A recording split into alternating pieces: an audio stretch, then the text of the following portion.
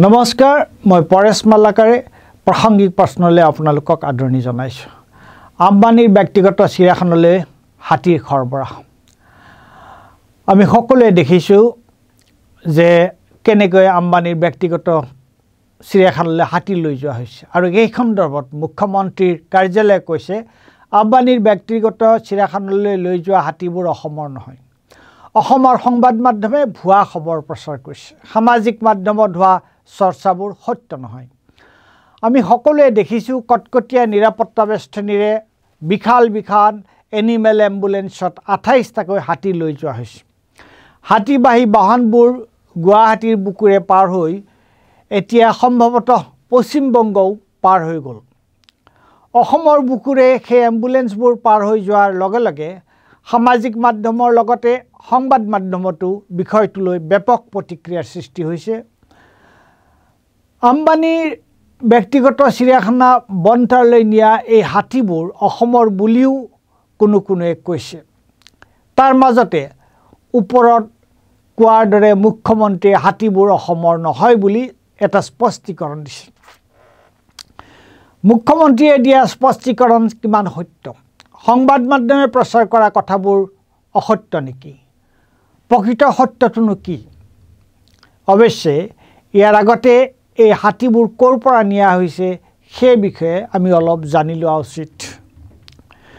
উজনি অসমৰ এগৰাকী প্ৰকৃতিবিদ তথা আমাৰ উৎসই কোৱা মতে এই হাতীবোৰ অৰুণাচল প্ৰদেশৰ লাথাউৰ পৰা নিয়া হৈছে। এই লাথাউ হৈছে অৰুণাচল প্ৰদেশৰ লোহিত জিলাৰ এখন ঠাইখন ঘন অৰণ্যৰে ভৰপূৰ। অসমৰ তিনিচুকীয়া জিলাৰ অৰুণাচল সীমান্তৰ ডিৰাকৰ পৰা লাথাউলৈ প্ৰায় 22 কিলোমিটাৰ দূৰত্ব। ডিৰাকৰ পৰা মহাদেৱপুৰ নামচাই পাৰ হৈয়ে লাথাউ পোৱা যায়। অসমৰ তুলনাত লাথাউত জনবসতি তেনেই খেৰেঙা। আমি জানো যে 2011 চনৰ লোকপিয়লৰ তথ্যমতে লাথাউৰ জনসংখ্যা মাত্ৰ 2765 জন। লাথাউ অঞ্চলটো আগতেই কৈছোঁ এইটো এটা অৰণ্যৰে ভৰপূৰ অঞ্চল। এই লাথাউৰ পৰাই হাতীবোৰ গুজৰাটৰ জামনগৰৰ আম্বানী পৰিয়ালৰ ব্যক্তিগত চিৰিয়াখানা বন্ধাৰলৈ নিয়া হৈছে। লাথাউৰ সৈতে উজনি অসমৰ তিনিচুকীয়া জিলাৰ অৰুণাচল সীমান্তৰ অঞ্চলসমূহৰ বিশেষ সম্পৰ্ক আছে। 90 দশকৰ মাজভাগলৈকে অৰুণাচল প্ৰদেশত কাঠফলা মিলবোৰ খুব সক্ৰিয় আছিল। অৰুণাচলৰ ঘন অৰণ্যৰ প্ৰকাণ্ড গছবোৰ কাটি এই কাঠৰ মিলত ফলা হৈছিল। এই প্ৰকাণ্ড গছৰ কুণ্ডাবোৰ ঘন হাবিৰ পৰা উলিয়াই আনিবলৈ প্ৰয়োজন হৈছিল যথেষ্ট সংখ্যক হাতীৰ, আৰু হাতীবোৰ নিয়া হৈছিল অৰুণাচল সীমান্তৰ অসমৰ তিনিচুকীয়া জিলাৰ বিভিন্ন অঞ্চলৰ পৰা। অৰুণাচল সীমান্তৰ তিনিচুকীয়া জিলাৰ মৰাণ জনগোষ্ঠীৰ বহু সম্ভ্ৰান্ত পৰিয়ালে এসময়ত হাতী পুহিছিল। মৰাণ জনগোষ্ঠীৰ পৰম্পৰাত হাতীক জাতীয় জন্তুৰূপেও গণ্য কৰা হয়। অৰুণাচলৰ সীমাৱৰ্তী কাকপথাৰ, টঙনা, ডিৰাক, তালপথাৰ, পেঙেৰি, চিকৰাজান আদিৰ মৰাণ জনগোষ্ঠীৰ সম্ভ্ৰান্ত লোকৰ হাতীবোৰ অৰুণাচলৰ লাথাউ হাবিত কুণ্ডা টানিবলৈ নিয়া হৈছিল। হাতীবোৰ হাতীৰ গৰাকীৰ বাবে মূল উপাৰ্জনৰ পথ আছিল। 90 দশকৰ মাজভাগত অৰুণাচল প্ৰদেশ চৰকাৰে কাঠফলা মিলবোৰ বন্ধ কৰি দিয়ে। মিলবোৰ বন্ধ কৰি দিয়াৰ পাছতে অসমৰ অৰুণাচল সীমান্তৰ হাতীবোৰৰ উপাৰ্জনৰ পথ এক প্ৰকাৰ বন্ধ হৈ পৰে। ইফালে অৰুণাচল সীমান্তৰ অসমত পোহপাল দিবলৈ পৰ্যাপ্ত অৰণ্যৰ অভাৱ। তাৰ পাছত তেওঁলোকে হাতীবোৰ পোহপালৰ বাবে ঘন অৰণ্যৰে পৰিবেষ্টিত লাথাউৰ ওপৰতে নিৰ্ভৰশীল হৈ পৰে। অসমৰ প্ৰায়সকল হাতীৰ গৰাকীয়ে মাউতৰ সৈতে হাতীবোৰ লাথাউলৈ পঠিয়াই দিয়ে। লাথাউত হাতীবোৰৰ দ্বাৰা উপাৰ্জনৰ পথ প্ৰায় বন্ধ হৈ পৰাৰ সময়তে উজনিত হাতীৰ সৰবৰাহ কৰা দালালৰ প্ৰৱেশ ঘটে।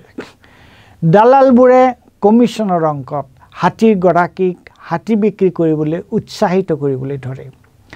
গৰাকীসকলেও দালালৰ প্ৰৰোচনাত পৰি হাতী বিক্ৰী কৰিবলৈ আৰম্ভ কৰে।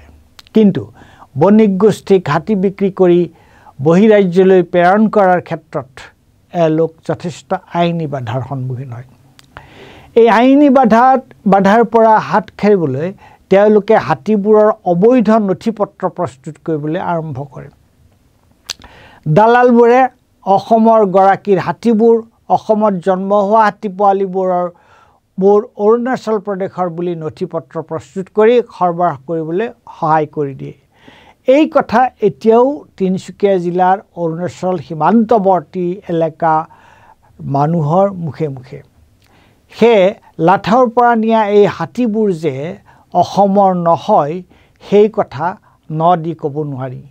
মুখ্যমন্ত্ৰীৰ কাৰ্যালয়ে আম্বানীৰ বন্তাৰলৈ নিয়া হাতীবোৰ অসমৰ নহয় বুলি ক'লেও আমি তাত পতিয়ান যাব পৰা নাই। মুখ্যমন্ত্ৰীৰ কাৰ্যালয়ে ক'লেই সকলো কথা সত্য হৈ নাযায়। সীমান্তৱৰ্তী এলেকাটোত এক দালাল চক্ৰই অসমৰ হাতীৰ অবৈধকৈ অৰুণাচলী নথি পত্ৰ প্ৰস্তুত কৰি থকাৰ অভিযোগটোৰ নিৰপেক্ষ তদন্ত হ'ব লাগে। নিৰপেক্ষ তদন্তই প্ৰমাণ কৰিব আম্বানীৰ বন্তাৰলৈ লৈ যোৱা হাতীবোৰ প্ৰকৃততে অসমৰ নে অৰুণাচল প্ৰদেশৰ। গতিকে এই মুহূৰ্তত আমি এইটোৱে বিচাৰিছোঁ যে এই হাতী এই যে অৰুণাচলৰে হওক বা অসমৰে হওক এই যে হাতীবোৰ ইয়াৰ পৰা লৈ যোৱা হ'ল, এই হাতীবোৰ কি পৰিস্থিতিত আছিল, ক'ত আছিল, কোনে ৰাখিছিল, কাৰ পৰা এই হাতীবোৰ কিনা হ'ল আৰু আম্বানীৰ ব্যক্তিগত চিৰিয়াখানালৈ লৈ যোৱা হ'ল, তাৰ এটা নিৰপেক্ষ তদন্ত হ'লেহে আচল কথাবোৰ ওলাই পৰিব। আমি মুখ্যমন্ত্ৰীৰ কাৰ্যালয়ে দিয়া ব্যাখ্যাত ভুল গ'লেই নহ'ব। ধন্যবাদ।